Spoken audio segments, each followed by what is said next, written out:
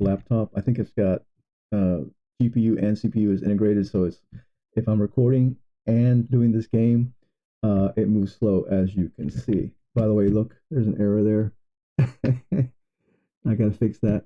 So most of this game is done with Canvas, the browser Canvas 2D, I think it is. This right here is done with the, I showed a video of how I did that with the 3JS. And in order to mix the two techniques, I guess they render this off scene and then integrate it. So I'm trying to slowly move to this technique, but I didn't want to start all over again. So it is what it is. The rest of it is in Canvas. So, um, and the thing is, because I've got such a lousy computer, I don't like, for example, if I wanted to convert these trees to improve them and do 3JS, then the more of them I put, I wonder if the performance just gets worse.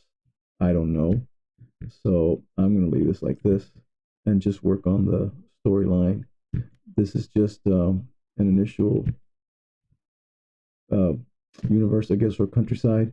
The nice thing about this particular program, unlike the ancient halls, is that I can create these on the fly.